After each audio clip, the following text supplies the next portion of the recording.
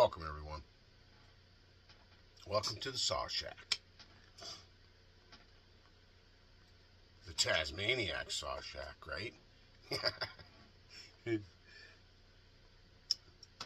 Tonight, I'm going to talk a little bit more about chainsaw chain. Yeah? The other chainsaw chain video, the last one that I did, seemed to be pretty good and pretty informative for quite a few folks. And that's what this is about. It's not just about me rambling on and whatever. It's to help people, because I see the question. I get the questions quite a bit about what chain should I run. And like we talked about in the last video, it kind of depends on what you're cutting. What chainsaw you're running it on. You know, are you cutting softwood? Are you cutting hardwood? Are you milling? Are you cutting firewood? Are you logging? Are you falling a lot of trees? Falling more trees than bucking trees? All those things play a part to me, and it's why they make different chain. Some are better for some things and some are better for other things. A narrower kerf will help you with a saw that has a little bit less power. Say you go from like a 372 to a 350. Okay, we'll just use the 350 for instance. Stock. Both saws are stock. Okay, you're going to run a 3/8 for sure on a 372, right? I mean, you can run 325, whatever, but you might run 325 on a 350 if you're in hardwood, because it's a much smaller tooth, much narrower tooth than the 3/8, right? But if you're in softwood, you can get away with maybe running a skip tooth 3/8 chain on that 350, right? Depending on it, there again, it depends on what you're cutting. Because here, when they sell a saw like say MS 261, okay, there's an option here in this town and in this area. There's an option to either get it with 325 or to get it with 3/8 stock chainsaw. Reason being is hardwood and softwood. 325 is one of the reasons that they made it, is for hardwood, and also for guys back in the day for milling. They were putting them on the big 925s and like a 8 or 9 tooth 325 sprocket for milling, because it's narrower kerf, less drag on the motor of your saw, right? So same goes with a higher powered saw and a lower powered saw in that aspect. Okay, so anyway, it's super warm in here. Holy smokes, I got the fire going way too good. I want to say welcome to all the new subscribers, and Michael Hunter, if you see this, buddy, I'm glad we got to get back, and get reacquainted, I guess. Michael Hunter was a guy that grew up with a couple of my friends in Medical Lake 30 years ago. Well, he's climbing. He's a climber. He's been climbing trees, doing tree work and stuff, climbing trees since he was like 19 years old. So anyway, I want to say hi to Michael Hunter. I appreciate it, buddy. It's great to catch back up. That's awesome. Now back to the chain. Today we're going to talk about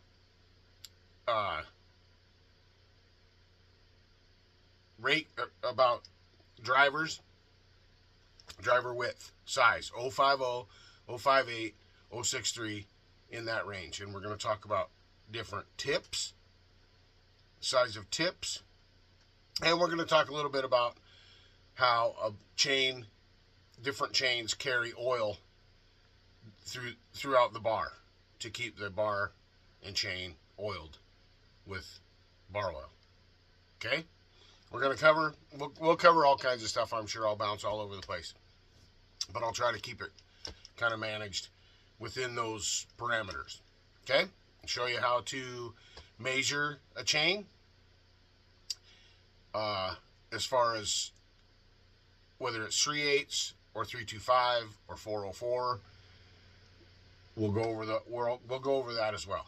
Okay, so let's get into it. I want to show you a few different chainsaw teeth again. I got them in the bar again, so we'll try to get it set up and we'll talk about some things. Appreciate every one of you.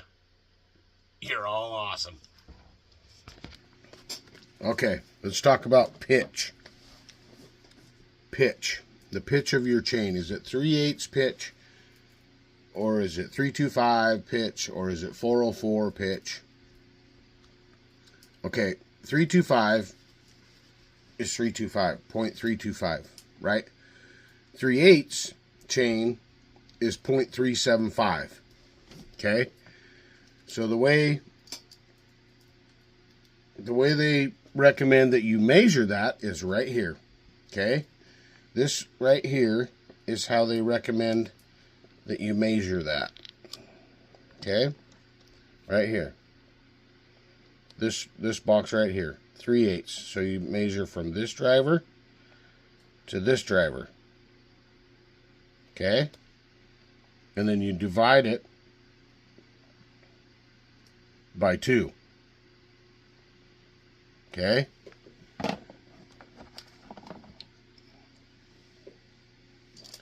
Whoops. And it shows it there as well. Right here on this box, 325.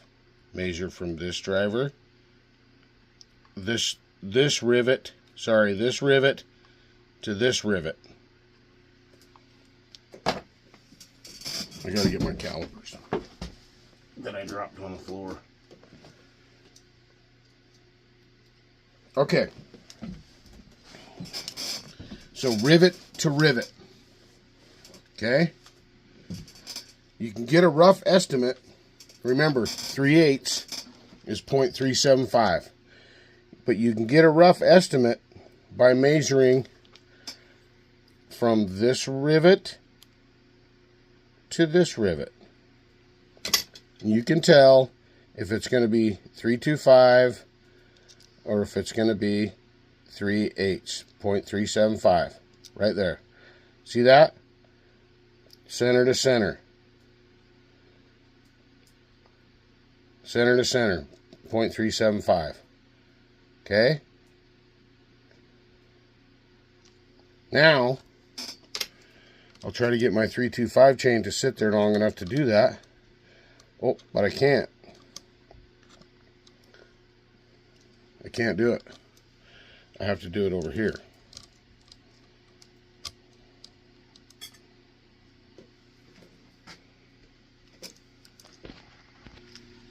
Okay, so now this is the 325.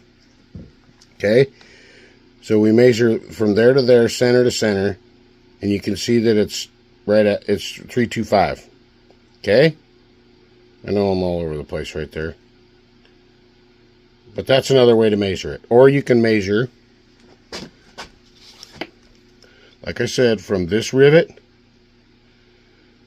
to this rivet and divide it in half. If you want to do math. Okay? And if you don't have one of these, I highly recommend it. And I recommend getting the one that goes to millimeters and it gives you fractions. Okay? So we'll look at fractions. 21/64. So if you get an oddball chain in a box and it says 21/64, it's 325. Okay? Okay, now, being so I got this 325 chain here, this 325 chain right here, this one right here, is 0.058 gauge, the gauge of the driver.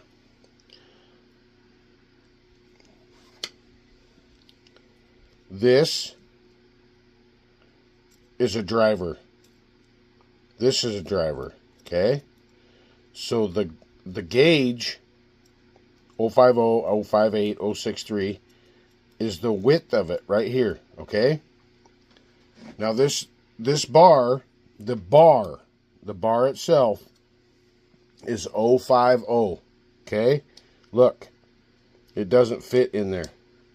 It doesn't go in that bar rail, okay? But it goes in there. It goes into the tip, okay? So this tip will accept 050 and 058 gauge chain, okay? This 325 won't work on this one because it's 3/8. See what it does? It raises it up.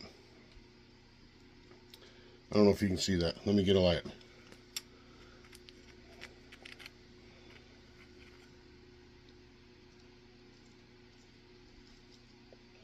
So you shouldn't be able to see those teeth, which is another way you can tell if you have a 3/8 or a 325 chain or bar.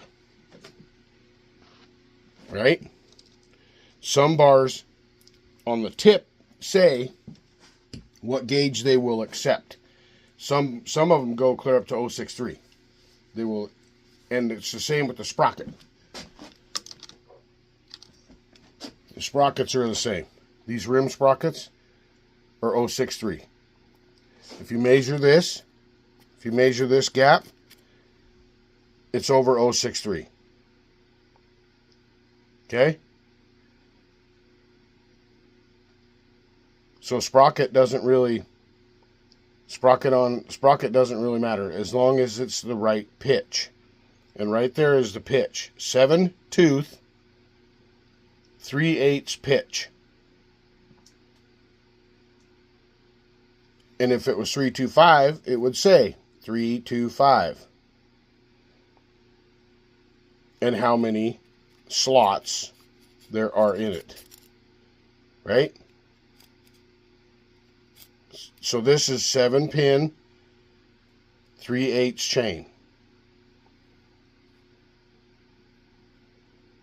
Okay?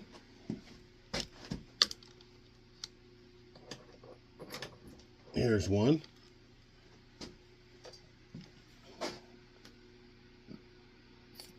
.325, 8-pin. That means there's 8 slots. And 325 pitch. Now, we know this is 058.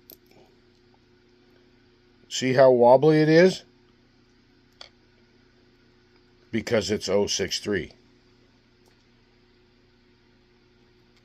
Now they might make them gauge specific, but I've never seen one. I've never seen one that is gauge specific. Only pitch specific. Every one I've seen is 063. So you can run 050, 058, and 063 chain on it. Okay? Make sense? Okay, let's talk about oil delivery on the drivers. On the bottom of the driver. Okay? See this? This is X-cut. C83. The 83 is the way they mark their 050 chain. C85 is 058. Okay? So you see that the bottom of that driver, it's smooth. All you see is the 83. Believe it or not, that 83 will carry oil. Okay? Now let's look at the other side of it. This is on the side of the driver that the oiler comes into the bar. Okay? Look at that channel. that the oil can get up into the rivet. See that?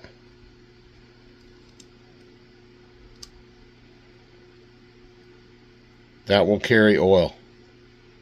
Okay, that's Husqvarna X-Cut. Now let's look at Oregon. This is Oregon skip tooth. I don't know what all the numbers are, but I know that it's 050 because it's 72. 058 is 73, and 063 is 75. Okay, so that's that side. This is the side where the oil is delivered to the bar. Grooves. See that? It's got a groove right up here by my thumbnail that goes right to that rivet. Okay? Now, let's look at this one. This is Oregon semi-skip 72, which is Oregon's way of stamping 050. See that? It's just got the 72 on it.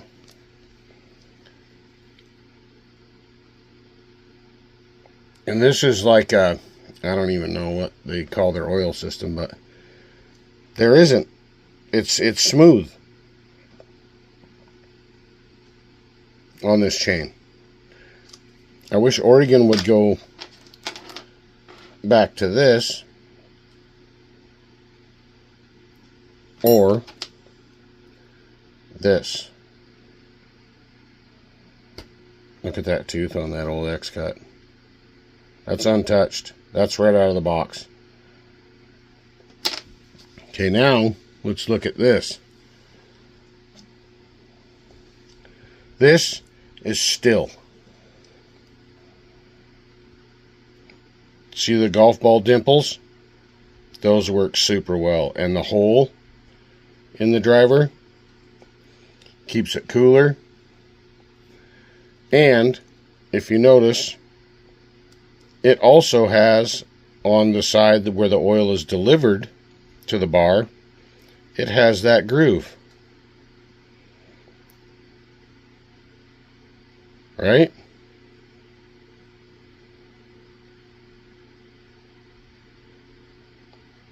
Has that groove that goes right up to the rivet.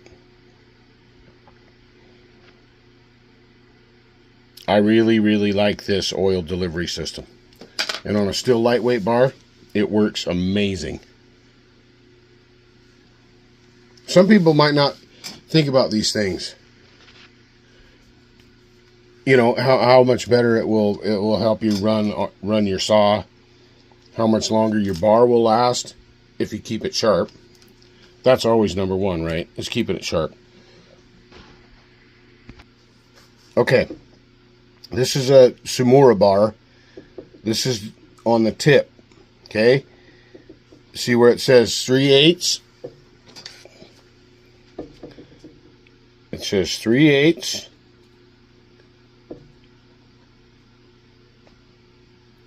.050 or .058. This tip won't run .063. Okay? But it'll run up to .058. But you can run .050 in it. It's fine. Okay? Just like the sprocket. Same thing. Okay? I just wanted to show you that what the tip says doesn't necessarily mean what size the rail is here. Right?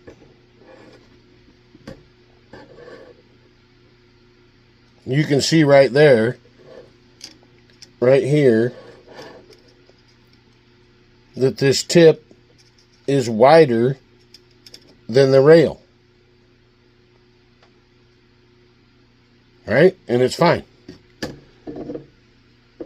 So, like I said, some bars will run clear up to .063.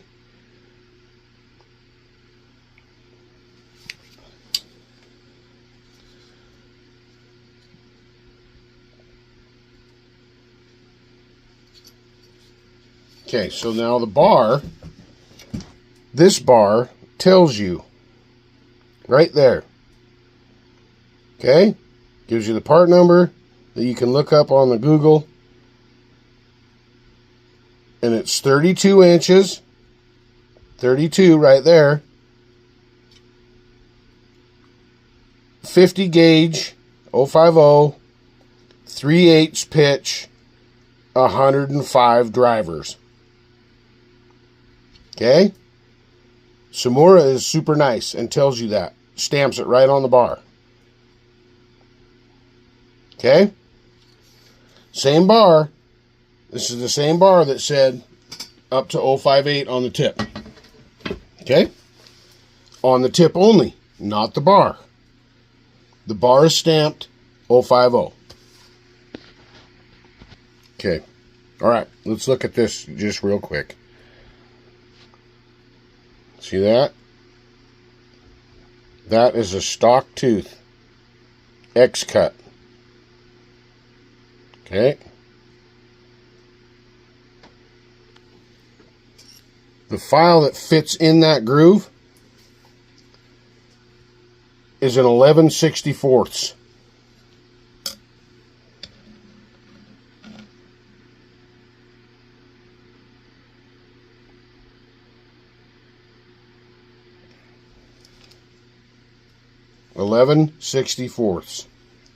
Okay, now remember that tooth. Now look at this tooth. This is an Oregon 325. Where have we seen that before?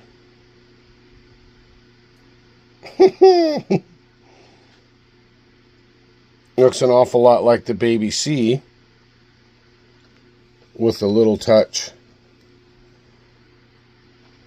of Husky hook.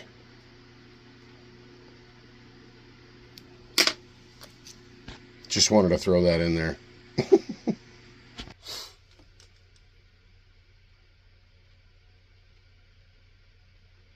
Thanks for watching, everybody. I hope it helps somebody out there. And if you have questions, get in the comment section.